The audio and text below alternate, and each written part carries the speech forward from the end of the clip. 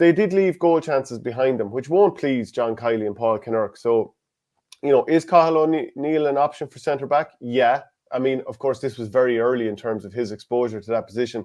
But if it's a case that Kyle Hayes isn't available for the summer when that comes around, and look, I think everybody knows what's going on there at the moment. And obviously, you and I are not lawyers, and we're not going to talk about it too much. And other counties have had their issues as well. So let nobody here sort of, take a fit of the vapors over him performing the other day. You might disagree with it and so on, but I'm just saying that you could very quickly look like a hypocrite if your county has done the same thing and so on and so forth.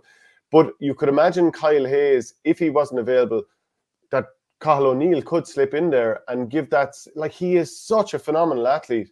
Now, he's not the same size as Hayes, but he's still a big man, and he's some man to travel.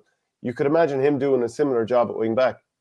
Yeah, he kind of has an unusual strike.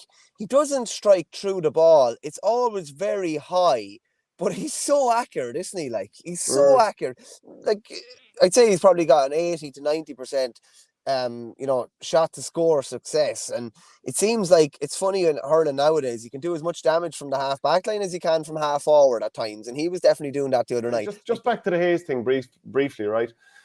So his sentencing has been pushed back to March 20th. And I was just thinking, look, people know that this can go a certain number of ways. And imagine, let's say he is available for the summer, right? I'm thinking, like John Kiley said, he had no hesitation in picking him.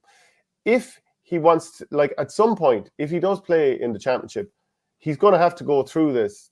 And I mean that as a manager and as a player. Whatever about the rights and wrongs of the case, we're not lawyers, we're not going to talk about that. But if he is going to be playing for Limerick this summer, at some stage there is going to be a game whereby he's put in front, John Kiley's in front of the media. The player is out in front of a crowd. It's going to happen. And also, if Kiley's going to play one of his best players this summer, he's got to give him game time. And between now and sentencing, there's 2 more league games that he's available for. Now, we won't know if he's available for guaranteed 2 games. There could be knockout.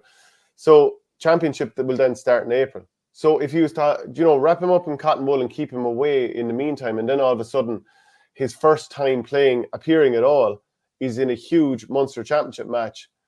So I just think they're kind of thinking, okay, let's just get it out of the way now. Whatever about the rights and wrongs once again. And let's just do it, see what the reaction is, deal with the reaction, but it's not in a game where it's be all and end all. So, look, he got a couple of cheers. Once or twice he got a couple of boos. And there was one stage when Danny Sutcliffe got yellow carded for a high hit, and John Kiley and Sutcliffe were exchanging verbals.